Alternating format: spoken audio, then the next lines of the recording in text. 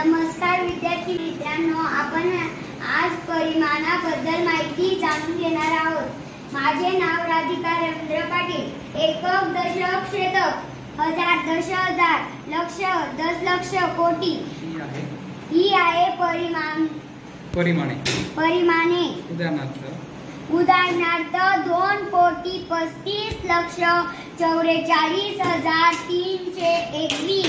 मी जिल्हा परिषद उच्च प्राथमिक शाळा डाकरखेडे इयत्ता 7वीची विद्यार्थी आहे।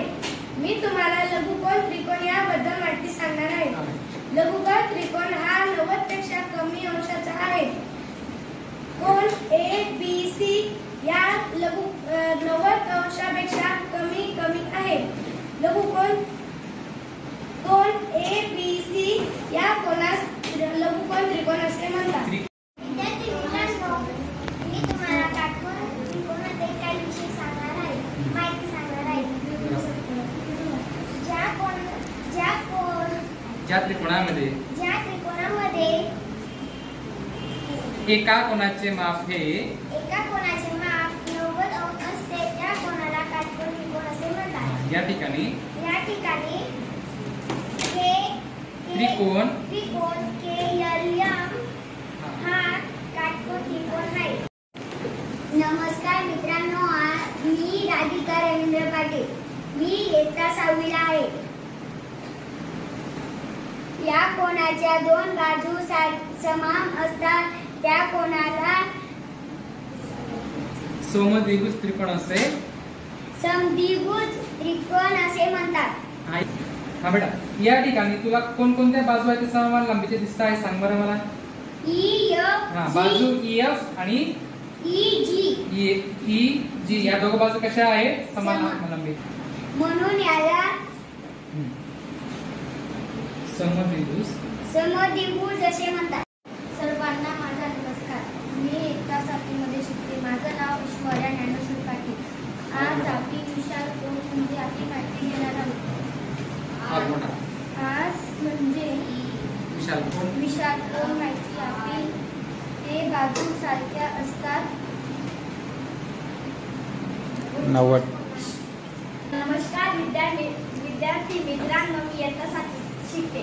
मी साधना सुरेश पाटील। आज मी समभुज त्रिकोण या विषयी माहिती सांगणार आहे। या तिघी बाजू समान सारख्या आहेत, म्हणून या कोन PQR या त्रिकोणाला समभुज त्रिकोण असे म्हणतात। नमस्कार विद्यार्थी मित्रांनो, मी इयत्ता 6वीची विद्यार्थी आहे। या त्रिकोणाला तिन्ही बाजू वेगवेगळे आहेत, म्हणून याला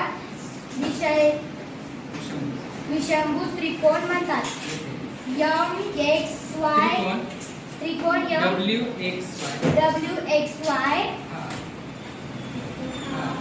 हा त्रिकोण विषमभुज त्रिकोण आहे।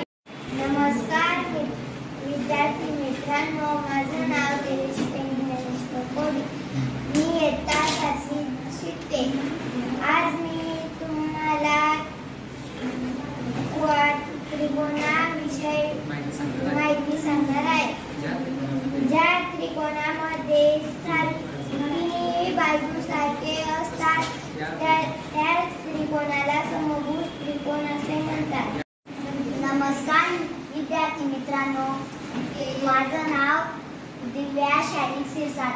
मी 6वीमध्ये शिकते।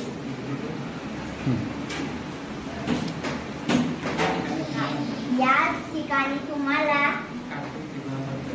काटकोन त्रिकोणाबद्दल माहिती सांगणार आहे। या त्रिकोणामध्ये एका कोनाचे माप 90 अंश आहे, म्हणून त्रिकोण KLM ला काटकोन असे म्हणतात। नमस्कार मित्रांनो, माझे नाव आहे अमर प्रल्हाद कोळी। कोणाबद्दल मी माहिती सांगणार आहे। Very nice. या ठिकाणी एका कोणाचे माप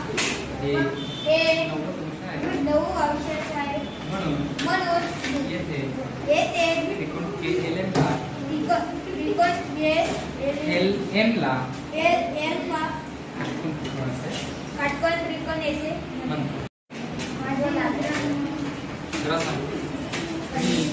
मी कृष्णा सातवीचा विद्यार्थी.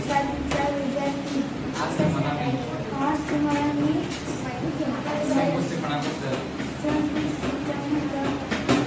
माहिती सांगणार आहे. या ठिकाणी 3 पाच लांबीच्या आहेत. समान लांबीच्या आहे. म्हणून त्रिकोण PQ ला समभुज त्रिकोण म्हणतात.